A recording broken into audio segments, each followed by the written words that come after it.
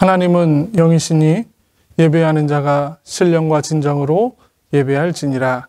아멘. 거룩하신 아버지 하나님, 이 시간 우리가 주님 앞에 머리 숙여 기도하고 예배합니다.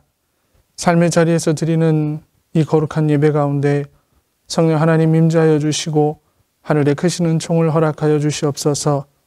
수고하고 무거운 짐진 자들아 다 내게로 오라고 말씀하셨습니다.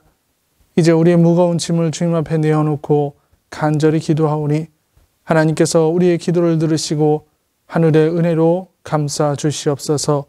예배 가운데 성령의 은혜가 함께 하시기를 소원하며 예수 그리스도의 이름으로 간절히 기도합나이다. 아멘. 이곳에 오셔서 이곳에 앉으소서. 이곳에서 드리는 예배를 받으소서.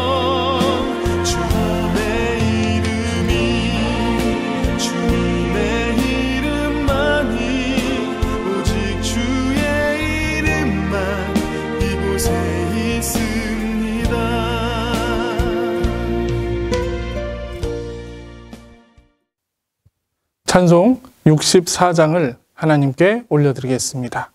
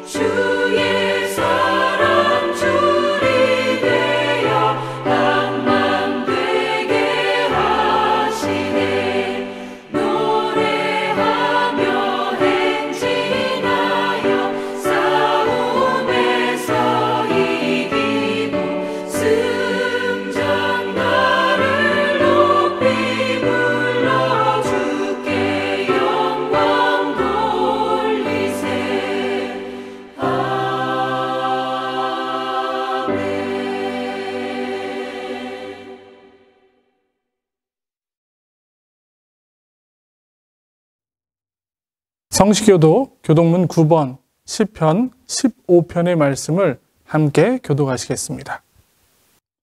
여호와여, 주의 장막에 머무를 자 누구 오며 주의 성산에 사는 자 누구 오니까.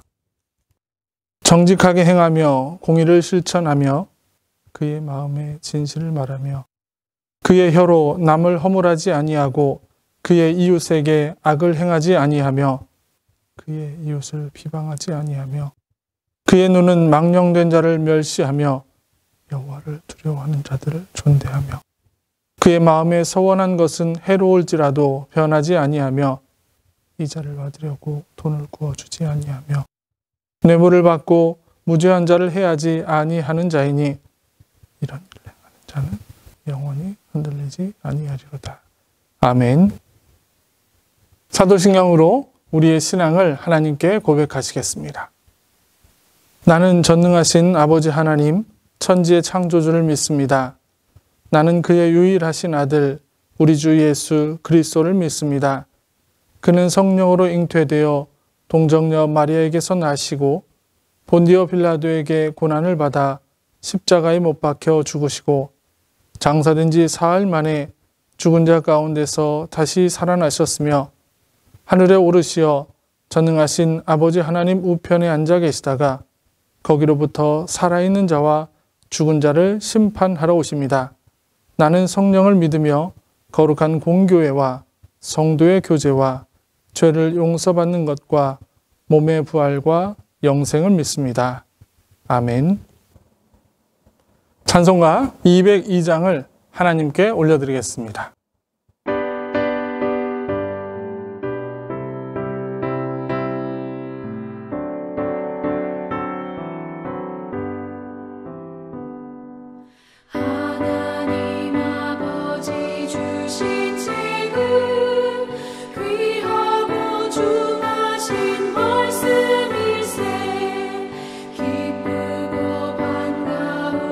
말씀 중에 날 사랑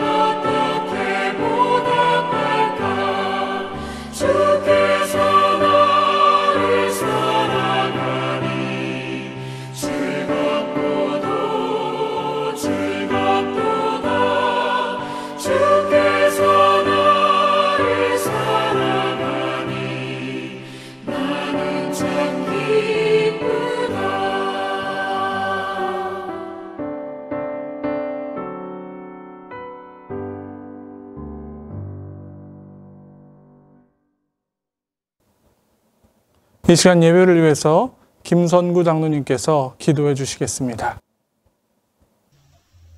기도드리겠습니다. 나의 생각을 주관하시고 나의 나갈 길을 인도해 주시는 하나님 아버지 감사합니다.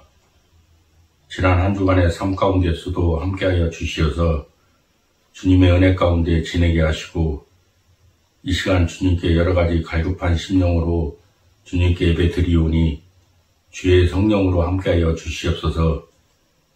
이 시간 주님이 부어주시는 은혜로 말미암아 능히 세상을 이겨나갈 수 있는 힘을 얻을 수 있는 저희 모두가 될 수 있도록 주님 인도하여 주시옵소서.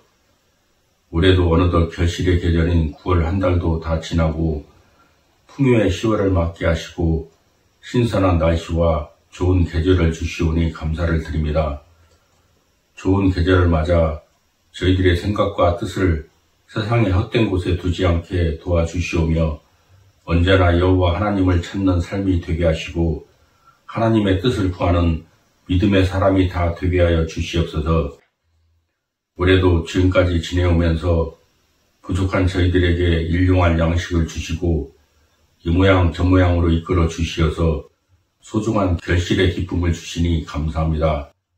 저희들이 비록 가진 것이 부족하다 하여 원망과 불평보다는 감사의 삶을 살아갈 수 있도록 주님 도와주시옵소서.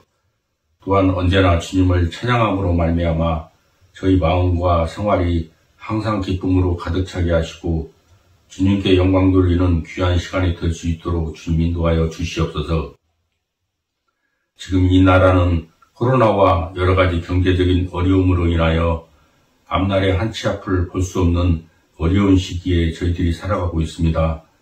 이러한 어렵고 혼동된 시기에 주님께서 지켜주시고 돌보아 주시지 않으면 저희들이 이 험하고 혼동된 세상 속에서 헤쳐나가기가 어려운 세상입니다. 아버지 하나님, 저희 믿는 그리스도인들은 세상의 빛이 되신 주님밖에 세상의 악한 세력으로부터 지켜낼 수가 없음을 깨닫고 더욱 주님을 의지하고 세상과 구별된 삶을 살 수 있도록 기도할 수 있는 저희 모두가 될 수 있도록 주님 인도하여 주시옵소서. 저희들이 세상 살아갈 때에 때로는 원치 않는 병마로 인하여 어렵고 힘든 삶을 살아갈 때가 있습니다. 또한 저희들이 무엇을 마시고 먹을까 걱정하고 염려함으로 인하여 주님을 부인하며 외면하지 않도록 하루속히 환난과 궁핍에서 저희들을 건져 주시옵소서.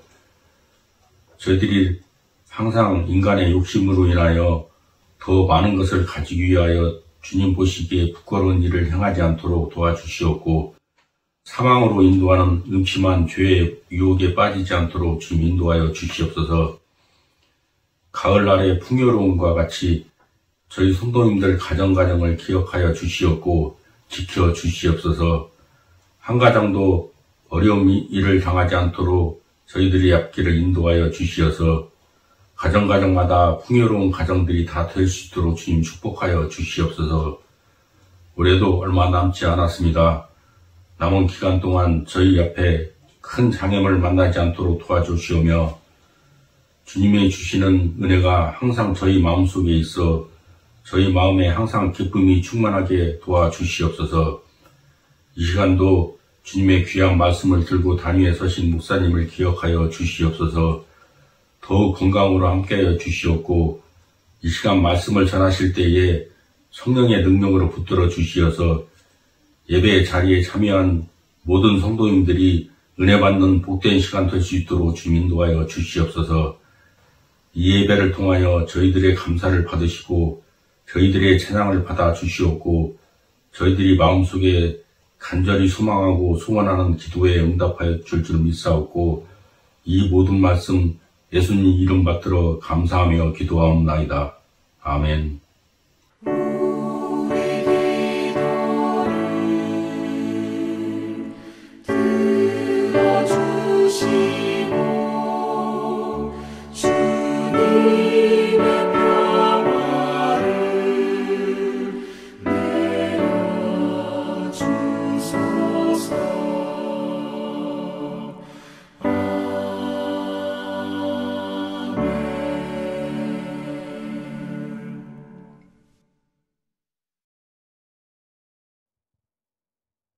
이 시간 우리에게 주시는 하나님의 말씀은 구약성경 사무엘상 3장 1절부터 14절까지의 말씀입니다. 아이 사무엘이 엘리 앞에서 여호와를 섬길 때에는 여호와의 말씀이 희귀하여 이상이 흔히 보이지 않았더라. 엘리의 눈이 점점 어두워가서 잘 보지 못하는 그때에 그가 자기 처소에 누웠고 하나님의 등불은 아직 꺼지지 아니하였으며 사무엘은 하나님의 궤에 있는 여호와의 전 안에 누웠더니 여호와께서 사무엘을 부르시는지라. 그가 대답하되 내가 여기 있나이다 하고 엘리에게로 달려가서 이르되 당신이 나를 부르셨기로 내가 여기 있나이다 하니 그가 이르되 나는 부르지 아니하였으니 다시 누우라 하는지라. 그가 가서 누웠더니 여호와께서 다시 사무엘을 부르시는지라. 사무엘이 일어나 엘리에게로 가서 이르되 당신이 나를 부르셨기로 내가 여기 있나이다 하니 그가 대답하되 내 아들아 내가 부르지 아니하였으니 다시 누우라 하니라. 사무엘이 아직 여호와를 알지 못하고 여호와의 말씀도 아직 그에게 나타나지 아니한 때라. 여호와께서 세 번째 사무엘을 부르시는지라.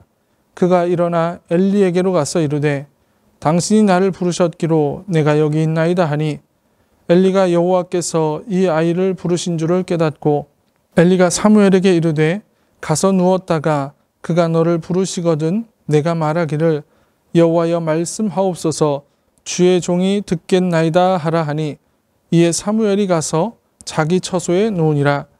여호와께서 임하여 서서 전과 같이 사무엘아 사무엘아 부르시는지라. 사무엘이 이르되 말씀하옵소서 주의 종이 듣겠나이다 하니 여호와께서 사무엘에게 이르시되 보라 내가 이스라엘 중에 한 일을 행하리니 그것을 듣는 자마다 두 귀가 울리리라. 내가 엘리의 집에 대하여 말한 것을 처음부터 끝까지 그날에 그에게 다 이루리라. 내가 그의 집을 영원토록 심판하겠다고 그에게 말한 것은 그가 아는 죄악 때문이니 이는 그가 자기의 아들들이 저주를 자청하되 금하지 아니하였음이니라. 그러므로 내가 엘리의 집에 대하여 맹세하기를 엘리 집의 죄악은 제물로나 예물로나 영원히 속죄함을 받지 못하리라 하였노라 하셨더라. 아멘. 할렐루야. 오늘도 여러분의 삶의 자리에서 온라인으로 예배 드리실 때 그 예배가 신령과 진정으로 드리는 예배가 되고 하나님의 은혜가 가득한 예배가 되기를 주님의 이름으로 간절히 축원합니다. 이제 곧 우리가 다시 하나님의 성전에 모여 예배할 날이 올 거라고 믿습니다. 그때까지 조금만 더 인내하며 기쁨으로 주님의 성전에서 만나기를 기대해 봅니다. 우리는 지난 주일부터 하나님의 말씀과 우리에게 주어진 기록된 말씀인 성경에 대한 이야기를 하고 있습니다. 오늘은 그 하나님의 말씀 두 번째 이야기로 말씀하시는 하나님에 대한 이야기를 통해서 하나님의 은혜를 나누어 보고자 합니다. 이 시간 우리가 함께 하나님의 말씀을 나눌 때 전하는 사람이나 말씀을 듣는 여러분 모두에게 하나님의 은혜가 함께 하시기를 간절히 축원합니다. 오늘 말씀의 주제가 말씀하시는 하나님입니다. 이것은 성경에 등장하는 하나님의 모습을 가장 잘 표현한 말 중에 하나라고 할 수 있습니다. 창세기 1장과 2장을 보면 하나님은 말씀을 통해서 이 세상을 창조하셨습니다. 또 신약 성경을 보면 하나님의 아들인 예수님도 말씀을 통해서 많은 사람들의 병을 고쳐주셨습니다. 또한 하나님은 성경에서 많은 선지자들을 부르셨는데 그들을 부르실 때 말씀하셨고 그 말씀을 통해서 사람을 부르시고 그들에게 사명을 주셨습니다. 이렇게 하나님의 사람과 하나님의 말씀은 뗄래야 뗄 수 없는 관계이며 하나님은 끊임없이 말씀을 통해서 자신의 사역을 이루어가고 계신다는 것입니다. 이스라엘 사람들은 그들이 직접 하나님의 음성을 들을 때도 있었지만 대부분 하나님께서 선택하신 선지자를 통해서 하나님의 말씀을 전해 듣게 되었습니다. 그런데 그 하나님의 말씀이 선지자들에게 항상 들렸던 것은 아니었습니다. 그 어느 때보다 더 갈급하게 하나님의 말씀을 간구했지만 그들의 간구에 응답하지 않으시고 끝까지 침묵을 지키시는 경우도 성경을 통해서 쉽게 볼 수 있습니다. 그 대표적인 예가 바로 욥입니다. 욥은 자신의 생명을 제외한 모든 것을 잃어버렸습니다. 재산과 자녀와 친구와 건강 등 사람이 살아가면서 매우 소중한 것들을 한순간에 잃어버리고 말았습니다. 그런데 욥이 아무리 하나님께 애원하면서 왜 이런 고통이 자신에게 닥치는지 이유를 알고 싶다고 기도해도 하나님은 아무런 대답도 하지 않고 침묵을 지키고 계십니다. 그 어느 때보다 하나님의 음성이, 하나님의 말씀이 필요한데 하나님은 아무런 말도 하지 않으시는 것입니다. 이런 하나님의 침묵이 과연 욥에게만 일어나는 것이겠습니까? 결코 그렇지 않습니다. 사무엘 당시 이스라엘에게도 이러한 일들이 일어났다고 오늘 본문의 1절은 이야기하고 있습니다. 1절을 보면 아이 사무엘이 엘리 앞에서 여호와를 섬길 때에는 여호와의 말씀이 희귀하여 이상이 흔히 보이지 않았더라라고 말씀합니다. 이 말씀을 보면 여호와의 말씀이 희귀하다라는 뜻은 하나님의 말씀을 찾기가 힘들었다는 것을 의미합니다. 이 당시는 사사들이 이스라엘을 통치하던 시대인데 사사시대의 특징 중에 하나가 이스라엘 백성들이 하나님을 배신하고 죄를 범하면 하나님께서 이방 나라들을 통해 이스라엘을 심판하시고 그 심판을 견디지 못해 이스라엘이 회개하면 하나님이 구원하시는 역사가 반복되던 시대였습니다. 이런 역사적 상황을 보면 지금 사무엘의 시대는 이스라엘 백성들이 하나님을 배신하고 죄를 범하던 시기였습니다. 또한 이상이 흔히 보이지 않았다라는 말도 하나님의 말씀이 들리지 않았다는 것을 의미합니다. 여기서 말하는 이상은 꿈이나 환상 등으로 해석할 수 있는데 당시 하나님은 선지자들을 부르실 때 여호와의 말씀을 통해서 이상이라고 하는 방법을 통해 하나님의 뜻을 보여주셨던 적이 많이 있었습니다. 그런데 이러한 이상이 흔히 보이지 않았고 여호와의 말씀이 희귀했다라는 것은 당시의 도덕적, 영적 타락이 극심했다는 것을 보여주는 단적인 표현이라고 볼 수 있습니다. 그리고 이러한 죄악된 모습은 이스라엘 백성들뿐만 아니라 그들을 영적으로 지도해야 하는 당시의 대제사장이었던 엘리의 집안도 마찬가지였다는 사실입니다.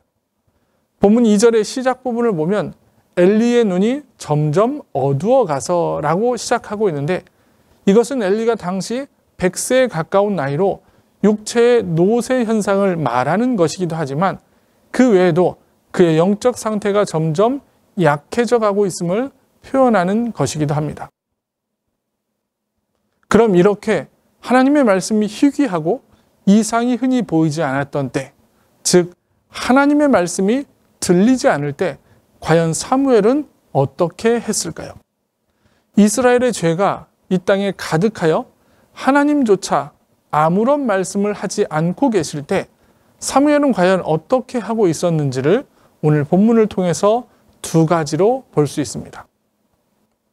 첫 번째로 사무엘은 하나님의 말씀이 들리지 않을 때에도 하나님을 섬기고 있었습니다. 본문의 1절을 보면 아이 사무엘이 엘리 앞에서 여호와를 섬길 때에는 이라고 시작하고 있습니다. 그리고 그 뒤에 여호와의 말씀이 희귀하여 이상이 흔히 보이지 않았더라 라고 말씀합니다. 여호와의 말씀이 희귀하여 이상이 흔히 보이지 않았던 그때에도 사무엘은 여호와를 섬기고 있었다는 것입니다.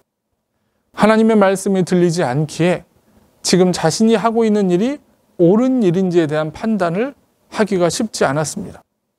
자신이 영적으로 잘 해나가고 있는지에 대한 판단도 마찬가지였습니다. 이러한 것을 당시 대제사장이었던 엘리 제사장이 잘 지도하고 이끌어주면 좋을 텐데 지금 엘리 제사장도 나이가 많고 눈이 어두워졌고 그의 영적인 상태도 지금 누구를 지도할 만한 상황이 되지 못합니다. 지금 사무엘은 혼자서 그 모든 일을 해결해 나가야 하는 상황입니다. 그럴 때 사무엘은 끝까지 하나님을 섬기고 있었습니다. 세상이 어떻게 변해가든지, 자신의 영적 스승인 엘리 제사장이 어떻게 변해가든지 사무엘은 결코 흔들리지 않고 오직 하나님만을 섬기고 있었다는 것입니다. 성경은 사무엘이라고 하는 위대한 선지자에 대한 첫 언급을 하면서 그것도 어린아이였던 사무엘을 처음으로 소개하면서 그가 신앙을 지켜나가기 힘든 상황에서도 끝까지 하나님을 섬기고 있었음을 이야기하고 있습니다. 이것이 바로 위대한 선지자 사무엘의 첫 모습이며 마지막까지 지켜갔던 모습이기도 합니다. 두 번째로 사무엘은 하나님의 말씀이 들리지 않을 때에도 하나님의 성전에 있었습니다. 본문의 2절을 보면 하나님의 말씀이 희귀하여 이상이 흔히 보이지 않았던 그때에 엘리 제사장은 눈이 어두워졌고 자기 처소에 누웠다라고 기록되어 있습니다. 그런데 3절을 보면 똑같은 상황에서 사무엘은 하나님의 궤가 있는 여호와의 전 안에 누웠다라고 말합니다. 당시 엘리가 누웠던 처소는 대제사장의 공관 같은 곳을 의미합니다. 그리고 그 집은 성전에서 그리 멀지 않은 곳에 있었습니다. 그러나 분명한 사실은 사무엘은 엘리와는 다르게 그는 성전에 있었다는 것입니다.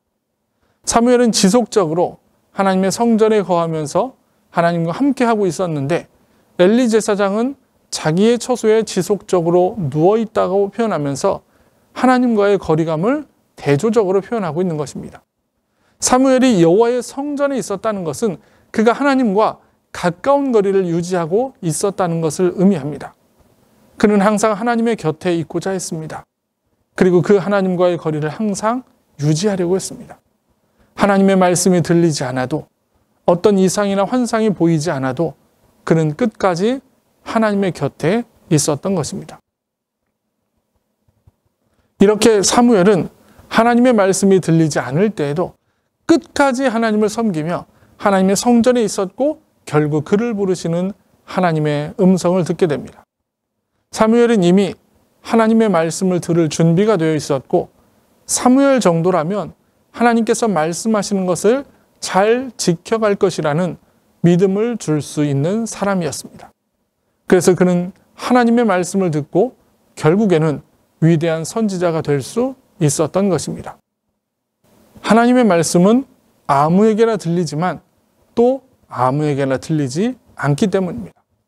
말씀은 모든 사람에게 들릴 수 있지만 오직 항상 준비된 사람에게만 그것이 하나님의 말씀답게 들리기 때문입니다. 그래서 하나님을 믿는 우리에게 중요한 것은 하나님의 말씀을 들을 수 있는 준비가 필요합니다. 사무엘처럼 어떤 상황에서도 하나님을 섬기는 믿음이 필요하며 하나님의 성전을 가까이 하며 하나님과 조금 더 가까워지려고 하는 신앙의 열정이 반드시 필요하다는 것입니다. 이렇게 하나님의 말씀을 들을 수 있는 준비가 되어 있을 때에만 하나님의 말씀이 하나님의 말씀답게 들릴 수 있다는 것입니다. 이렇게 하나님의 말씀을 들을 준비가 되어 하나님의 말씀을 듣게 되었다면 이제 우리에게 남은 과제는 그 하나님의 말씀이 어떻게 우리의 삶에서 이루어지고 하나의 사건으로 연결되게 만들 수 있느냐입니다. 우리가 아무리 하나님의 좋은 말씀을 들었을지라도 그것이 우리의 삶과 연결되지 않으면 그것은 그저 우리의 머릿속을 채우고 있는 말씀에 지나지 않기 때문입니다. 그래서 우리는 하나님의 말씀을 들을 준비가 되어 있는 자들로서 그 말씀을 들었을 때 그 말씀이 나의 삶과 우리의 삶에 개입할 수 있도록 만들어내는 과정이 반드시 필요합니다. 오늘 본문에서도 사무엘이 하나님을 섬기며 하나님의 성전에 있을 때 결국에는 하나님의 말씀을 듣게 됩니다. 본문의 4절을 보면 여호와께서 사무엘을 부르시는지라 라고 말하고 6절에서도 여호와께서 다시 사무엘을 부르시는지라 라고 말하고 8절에서 여호와께서 세 번째 사무엘을 부르시는지라 라고 말씀합니다.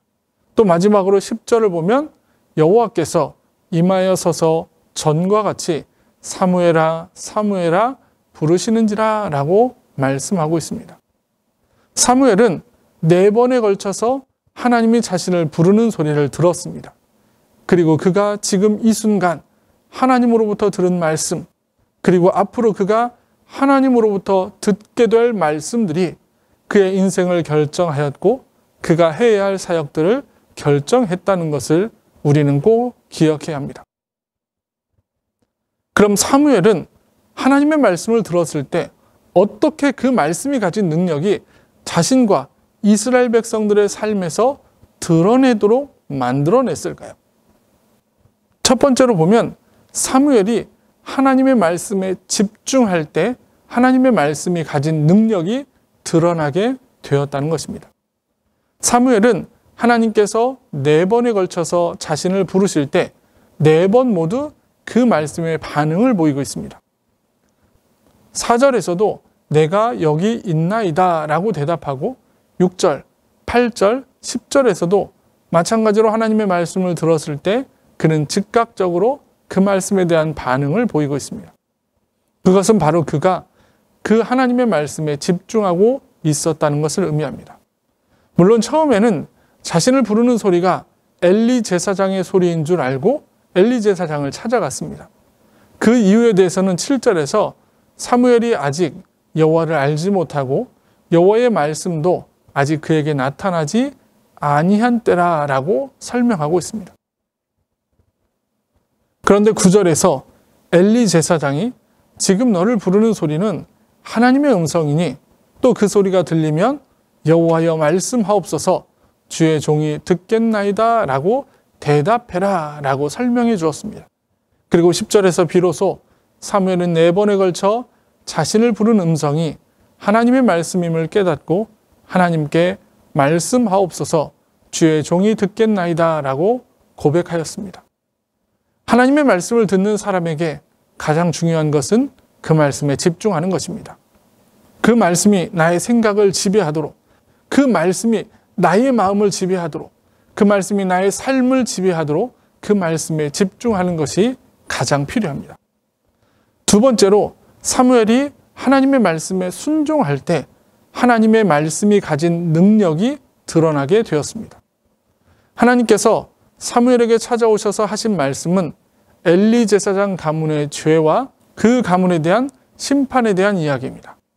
그런데 사무엘에게 엘리 제사장은 아버지와 같은 존재였습니다. 자신을 어릴 때부터 돌봐주신 분이고 지금까지 모든 것을 가르쳐주고 지도해주신 영적 스승이었습니다.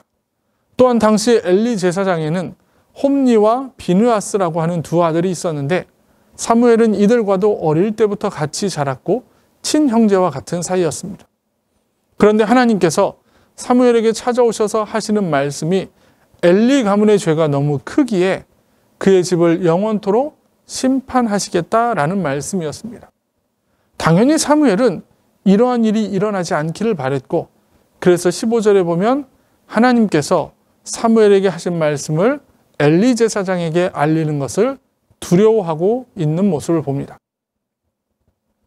그러나 그 모든 것이 사무엘이 숨긴다고 해서 숨겨질 수 있는 일이 아니었습니다.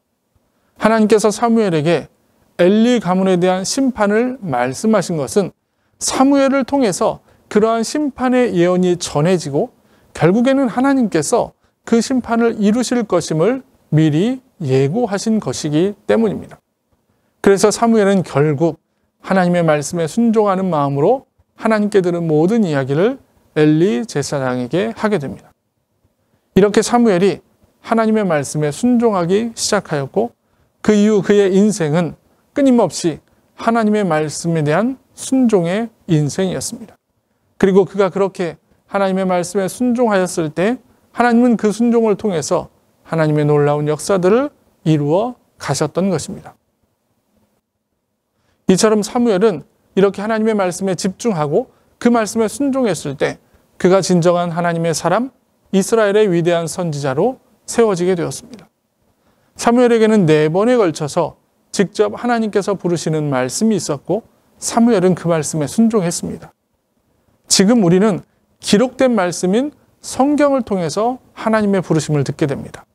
그러할 때 우리도 사무엘처럼 그 말씀에 집중해야 하고 그 말씀에 순종하는 믿음이 있어야 합니다. 하나님의 말씀은 그것 자체로 위대한 말씀이지만 그 말씀이 우리의 삶에서 순종으로 이어질 때 더 위대한 말씀이 될 수 있습니다. 그래서 성경은 하나님의 말씀에 대해서 이야기할 때 항상 순종의 개념과 연결시켜 말하고 있습니다. 마태복음 7장에서는 하나님의 말씀을 똑같이 들은 두 사람 중에 한 사람은 그 말씀을 듣고 순종했고 한 사람은 순종하지 않았을 때 순종한 사람은 반석 위에 집을 지은 사람과 같고 순종하지 않은 사람은 모래 위에 집을 지은 사람과 같다라고 말합니다. 당연히 모래 위에 지은 집은 비가 내리고 바람이 불면 무너져 버리게 될 것입니다. 하나님의 말씀은 듣는 것보다 더 중요한 것이 바로 그 말씀을 지켜 행하는 것, 즉 순종하는 것이라는 이야기입니다. 사무엘상 15장에서는 하나님의 말씀에 순종하지 않은 채 선지자가 아닌 사울왕이 하나님께 제사를 드리는 것에 대해서 언급하며 순종이 제사보다 낫다라고 이야기합니다. 하나님의 말씀을 듣고 순종하는 것이 하나님께 의미 없는 제사, 잘못된 제사, 영혼 없는 제사를 드리는 것보다 더 낫다는 것을 이야기하고 있습니다. 또 야고보서 2장에서 야고보 사도는 영혼 없는 몸이 죽은 것 같이 행함이 없는 믿음은 죽은 것이니라 라고 말씀하면서 우리의 믿음의 기초인 하나님의 말씀이 우리의 삶에서 행함으로 드러나지 않으면 그 믿음은 죽은 믿음이며 세상에 어떠한 영향력도 끼칠 수 없는 믿음이라는 것을 이야기하고 있습니다. 하나님은 끊임없이 기록된 말씀인 성경을 통해서 우리에게 말씀하시는 하나님이십니다. 우리가 믿는 하나님은 바로 그 말씀하시는 하나님입니다. 이제 우리는 말씀하시는 하나님께서 우리에게 주신 기록된 말씀인 성경을 가까이 하고 그 성경에 집중하고 그 성경의 말씀에 순종하며 하나님의 말씀이 가진 능력을 세상에 드러내며 살아가야 합니다. 이 모든 사역에 우리 부천교회 모든 성도님들이 앞장서서 나가시기를 주님의 이름으로 간절히 축원합니다. 이 시간 우리가 말씀을 기억하며 묵상으로 기도하겠습니다.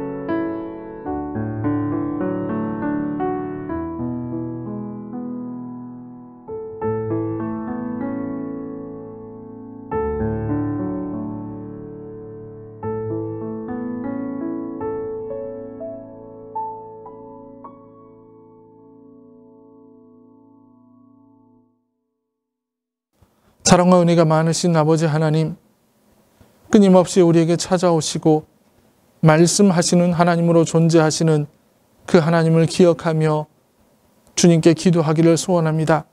날마다 주님의 그 말씀을 기억하며 순종하며 주님의 말씀에 집중하며 주님의 그 말씀을 이 땅에서 하나님의 놀라운 역사로 이어가는 우리가 될 수 있도록 인도하여 주옵소서. 우리가 다시 한번 기도하오니 하나님 그 말씀의 능력으로 우리 두개미를 기억하시고 깨끗하게 치료하여 주옵소서. 우리의 생명 되시는 예수님의 이름으로 간절히 기도하옵나이다. 아멘. 찬송 213장 1절을 부르시면서 준비하신 예물을 하나님께 올려드리겠습니다.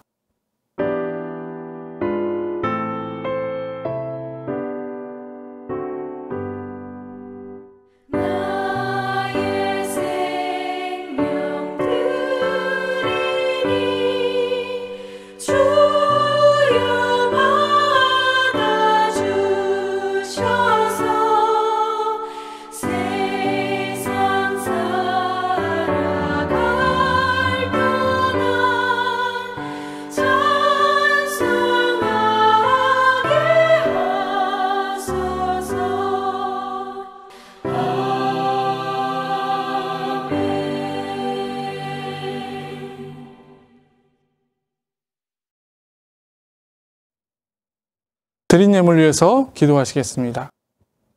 거룩하신 아버지 하나님, 이 시간 우리가 우리의 마음과 정성을 담아 주님 앞에 귀한 예물을 드립니다. 드린 손길, 한 분 한 분의 손길들을 기억하셔서 하나님의 크신 은총으로 감싸 주시옵소서. 11조 예물을 드리며 감사 예물, 선교 예물, 교회 사랑 헌금, 1,000번째 예물, 또 주정 헌금과 여러 모양으로 귀한 예물을 드리오니 하나님께서 이 예물을 받아주시고 하나님 나라의 사역을 위해서 귀하게 쓰임받는 이 예물이 되도록 축복하여 주시옵소서.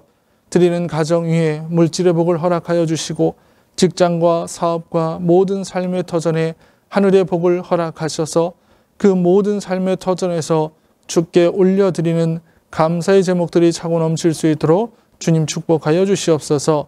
하루속히 주님의 성전에 모여 예배하고 기도할 수 있는 그 날을 허락하여 주시옵소서.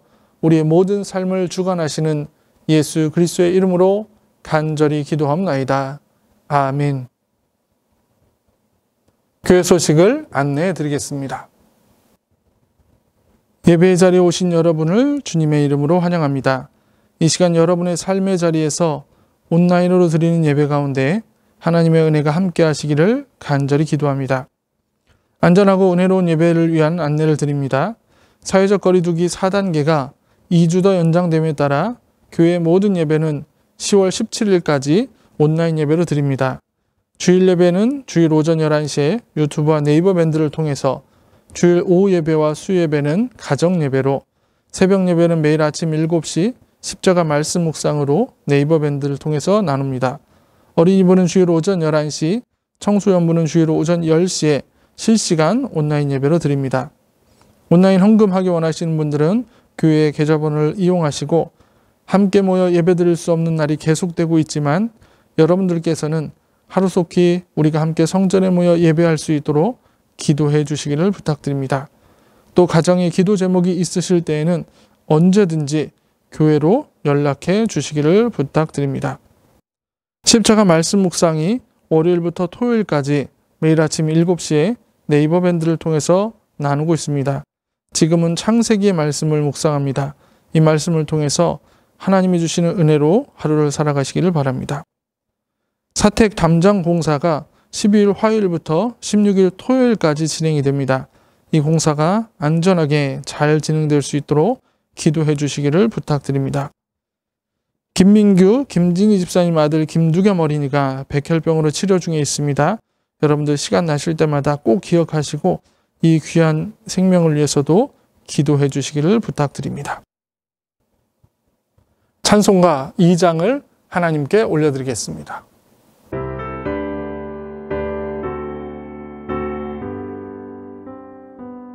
찬양 성부 성자 성령 성삼위일체께 영원 무궁하기까지 영광을 돌리세 영광을 돌리세